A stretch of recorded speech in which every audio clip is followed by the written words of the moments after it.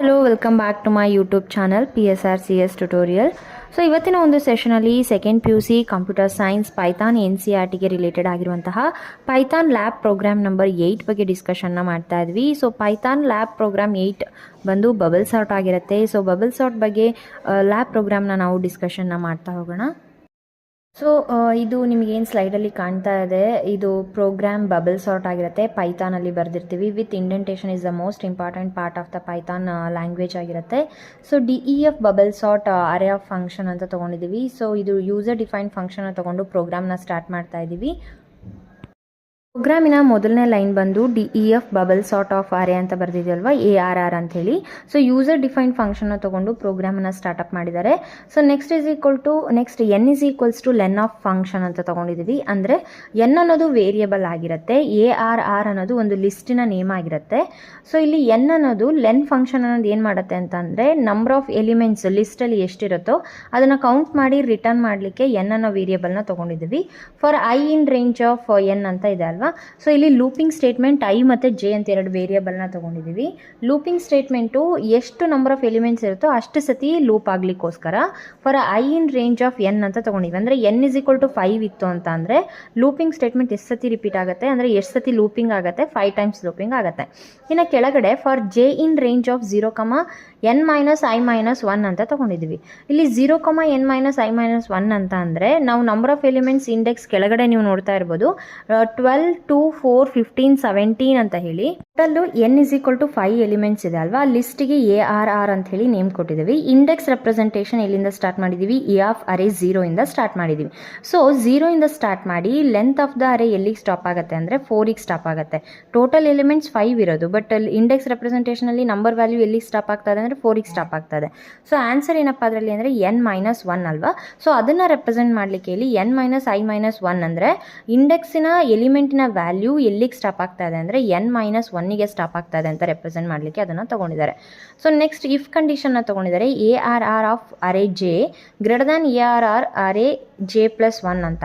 ಅಂದರೆ ನಾವು ಇಲ್ಲಿ ಬಬಲ್ ಸಾರ್ಟ್ ಮಾಡಬೇಕಾದ್ರೆ ಏನು ಮಾಡ್ತೀವಿ, ಪಕ್ಕದ ವ್ಯಾಲ್ಯೂ ಅಂದರೆ ಅಡ್ಜಸೆಂಟ್ ಎಲಿಮೆಂಟ್ಸನ್ನು ಕಂಪೇರ್ ಮಾಡ್ತಾ ಹೋಗ್ತೀವಿ. ರಿಪೀಟೆಡ್ ಆಗಿ ಅಡ್ಜಸೆಂಟ್ ಎಲಿಮೆಂಟ್ಸನ್ನು ಕಂಪೇರ್ ಮಾಡ್ತಾ ಹೋಗ್ತೀವಲ್ವಾ. ಸೊ ಕಂಪೇರ್ ಮಾಡುವಾಗ ಪಕ್ಕದ ಎಲಿಮೆಂಟ್ ಏನಾದರೂ ಗ್ರೇಟರ್ ಇತ್ತು ಅಂತ ಅಂದರೆ ನಾವು ಸ್ವ್ಯಾಪ್ ಮಾಡಲ್ಲ. ಸ್ಮಾಲರ್ ಇತ್ತಂದರೆ ಮಾತ್ರ ನಾವೇನು ಮಾಡ್ತೀವಿ, ಎರಡನ್ನೂ ಸ್ವ್ಯಾಪ್ ಮಾಡ್ತೀವಿ. ಸ್ವ್ಯಾಪ್ ಮಾಡಲಿಕ್ಕೆ ಫಾರ್ಮುಲಾ ಇಲ್ಲಿ ಸ್ವ್ಯಾಪ್ ಅಂತ ಕೊಟ್ಟಿಲ್ಲ. ARR array j, ARR array j plus 1 ಅಂದರೆ j ಅನ್ನೋದು ಮೊದಲನೇ ಇಂಡೆಕ್ಸಿನ ಎಲಿಮೆಂಟು, j ಪ್ಲಸ್ 1 ಅನ್ನೋದು ಪಕ್ಕದ ಎಲಿಮೆಂಟಿನ ಇಂಡೆಕ್ಸ್ ವ್ಯಾಲ್ಯೂ ಆಗಿರುತ್ತೆ.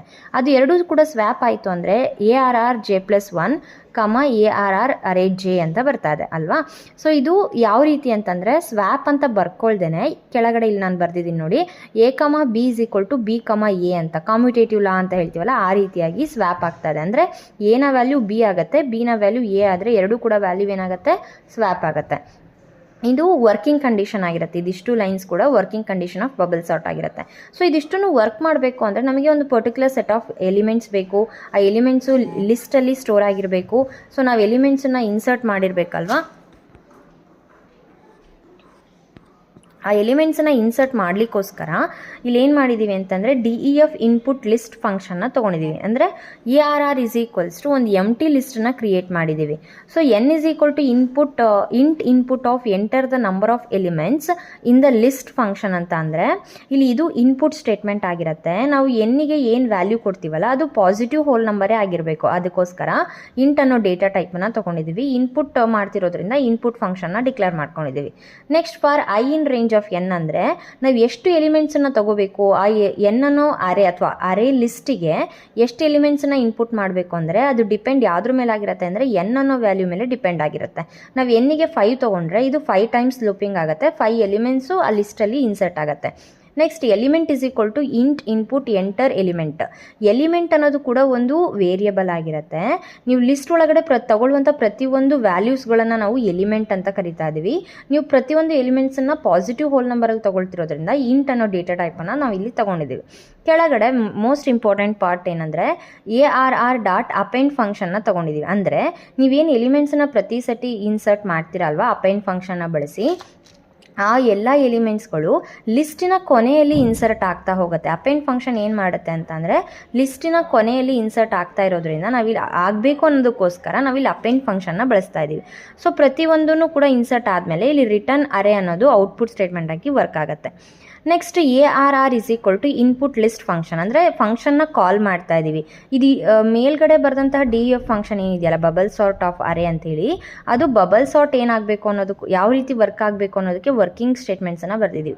ಕೆಳಗಡೆ ಇನ್ಪುಟ್ನ ಏನೇನು ಎಲಿಮೆಂಟ್ಸ್ ತೊಗೋಬೇಕು, ಎಷ್ಟು ಎಲಿಮೆಂಟ್ ತೊಗೋಬೇಕು, ಅದು ಎಲ್ಲಿ ಇನ್ಸರ್ಟ್ ಆಗಬೇಕು ಅನ್ನೋಕ್ಕೆ ನಾವು ವರ್ಕಿಂಗ್ ಕಂಡೀಷನ್ನ ಇನ್ಪುಟ್ ಲಿಸ್ಟ್ ಅನ್ನೋ ಫಂಕ್ಷನ್ನ ತೊಗೊಂಡು ಡಿಕ್ಲೇರ್ ಮಾಡ್ಕೊಂಡಿದ್ದೀವಿ. ಈಗ ನಾವೇನು ಮಾಡ್ತಾ ಇದ್ದೀವಿ, ಅದಕ್ಕೆ ಫಂಕ್ಷನ್ನ ಕಾಲ್ ಮಾಡ್ತಾ ಇದ್ದೀವಿ, ಅಂದರೆ ವರ್ಕಿಂಗನ್ನು ಕಾಲ್ ಮಾಡ್ತಾ ಇದ್ದೀವಿ. IRR is equal to input list ಫಂಕ್ಷನಿಗೆ ಅಸೈನ್ ಮಾಡ್ತಿದ್ದೀವಿ ಏನು ಒರಿಜಿನಲ್ ಲಿಸ್ಟ್ ಏನಾಗಿರುತ್ತೆ, ಅನ್ಸಾರ್ಟೆಡ್ ಆಗಿರುತ್ತೆ. ಯಾಕಂದರೆ ನಾವಿಲ್ಲಿ ಸಾರ್ಟ್ ಮಾಡೋಕ್ಕೋಸ್ಕರನೇ ಅಲ್ಗೋರಿದಮ್ ಬರೆದಿರೋದ್ರಿಂದ ನೀವು ತಗೊಳ್ಳೋಂಥ ವ್ಯಾಲ್ಯೂಸ್ ಕೂಡ ಅನ್ಆರ್ಡರಲ್ಲಿದ್ದರೆ ಅದು ಯಾವ ರೀತಿ ಅರೇಂಜ್ ಮಾಡುತ್ತೆ ಅಂತ ಅಂದಾಗ ಸಾರ್ಟೆಡ್ ಲಿಸ್ಟ್ ಔಟ್ಪುಟ್ ಆಗಿ ಹೊರಗೆ ಬರುತ್ತೆ. ನೆಕ್ಸ್ಟು ನೀವು ಇನ್ಪುಟ್ ಎಲಿಮೆಂಟ್ಸ್ ಏನು ತೊಗೊತಿರಲ್ಲ ಅದಕ್ಕೆ ಒಂದು ಔಟ್ಪುಟ್ ಲಿಸ್ಟ್ ಸೆಂಟೆನ್ಸ್ ಬರುತ್ತೆ, ಒರಿಜಿನಲ್ ಲಿಸ್ಟ್ ARR ಅಂತ ಹೇಳಿ. Next bubble sort of AR ಅನ್ನೋದು ಒಂದು ಫಂಕ್ಷನ್ ಕಾಲ್ ಆಗಿರುತ್ತೆ. ಯಾವುದಕ್ಕೆ ಅಂದರೆ ಬಬಲ್ ಸಾರ್ಟ್ ಫಂಕ್ಷನಿಗೆ ಕಾಲ್ ಆಗಿರುತ್ತೆ. ಪ್ರಿಂಟ್ ಸಾರ್ಟೆಡ್ ಲಿಸ್ಟ್, ಯಾಕಂದರೆ ನಾವು ಬಬಲ್ ಸಾರ್ಟ್ನ ಮಾಡ್ತಾ ಇರೋದು ಅನ್ಆರ್ಡರ್ಡ್ ಲಿಸ್ಟಿಗೋಸ್ಕರ. ಈಗ ಎಲ್ಲ ವರ್ಕಿಂಗ್ ಕಂಡೀಷನ್ ಕಂಪ್ಲೀಟ್ ಆದಮೇಲೆ ನಮಗೆ ಸಾರ್ಟೆಡ್ ಲಿಸ್ಟ್ ಸಿಗುತ್ತಲ್ವ, ಅದು ಎದ್ರಲ್ಲಿ ಸ್ಟೋರ್ ಆಗಿರುತ್ತೆ, ARR ಅನ್ನೋ ಲಿಸ್ಟಲ್ಲಿ ಸ್ಟೋರ್ ಆಗಿರುತ್ತೆ. ಸೊ ಈ ರೀತಿಯಾಗಿ ನಮಗೆ ಬಬಲ್ ಸಾರ್ಟ್ ಏನಾಗುತ್ತೆ, ವರ್ಕ್ ಆಗುತ್ತೆ.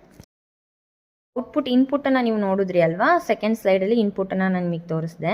ಸೊ ಈಗ ಏನು ಎಕ್ಸ್ಪ್ಲನೇಷನ್ ಆದಮೇಲೆ ಪ್ರೋಗ್ರಾಮನ್ನು ಸೇವ್ ಮಾಡಿ ರನ್ ಮಾಡಿದ್ರೆ ನಮಗೆ ಈ ರೀತಿ ಔಟ್ಪುಟ್ ಬರುತ್ತೆ. ಏನಿದೆ ಔಟ್ಪುಟ್ಟಲ್ಲಿ, enter the number of elements in the list.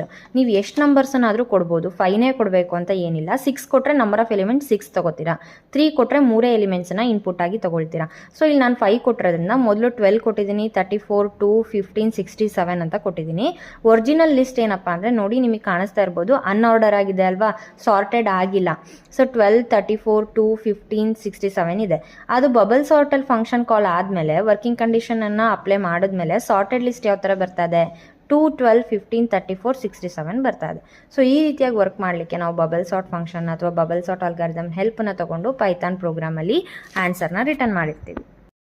ಈ ಒಂದು ವಿಡಿಯೋ ಲ್ಯಾಬ್ ಎಕ್ಸಾಮಿಂದು ರಿಲೇಟೆಡ್ ಆಗಿರುವಂಥ ಪ್ರೋಗ್ರಾಮ್ಸು ಯೂಸ್ಫುಲ್ ಆಗಿದೆ ಮತ್ತು ಅರ್ಥ ಆಗ್ತಾ ಇದೆ, ಹೆಲ್ಪ್ಫುಲ್ ಆಗ್ತಾ ಇದೆ ಅಂತ ಭಾವಿಸ್ತಾ ಯಾರೆಲ್ಲ ಈ ಒಂದು ವಿಡಿಯೋನ ವಾಚ್ ಮಾಡಿದ್ರೆ ದಯವಿಟ್ಟು ಒಂದು ಲೈಕ್ ಮಾಡಿ, ಕಮೆಂಟ್ ಮಾಡಿ, ಶೇರ್ ಮಾಡಿ. ಸೊ ಯೂಸ್ಫುಲ್ ಆಗಿದೆ ಅಂದರೆ ದಯವಿಟ್ಟು ಸಬ್ಸ್ಕ್ರೈಬ್ ಮಾಡಿ, ನನ್ನ ವೀಡಿಯೋಸನ್ನು ವಾಚ್ ಮಾಡಿ. ಇನ್ನು ಯಾರೆಲ್ಲ ಹೆಲ್ಪ್ ಆಗುತ್ತೆ ಅಂತ ನಿಮಗೆ ಅನಿಸುತ್ತೆ ಅವರಿಗೆಲ್ಲರಿಗೂ ಕೂಡ ಶೇರ್ ಮಾಡಿ ಅಂತ ಹೇಳ್ತಾ, ನೆಕ್ಸ್ಟ್ ಯಾವ ರೀತಿ ವೀಡಿಯೋಸನ್ನು ಎಕ್ಸ್ಪೆಕ್ಟ್ ಮಾಡ್ತಾ ಇದ್ದೀರಾ ಅಂತ ಹೇಳಿ ದಯವಿಟ್ಟು ಕಮೆಂಟ್ ಸೆಷನಲ್ಲಿ ತಿಳಿಸ್ಕೊಡಿ. ಸಬ್ಸ್ಕ್ರೈಬ್ ಮಾಡೋದನ್ನು ಮರಿಬೇಡಿ ಅಂತ ಹೇಳ್ತಾ, ಟಿಲ್ ದೆನ್ ನೆಕ್ಸ್ಟ್ ವೀಡಿಯೋದಲ್ಲಿ ಸಿಗೋಣ. ಟೇಕ್ ಕೇರ್, ಬಾಯ್.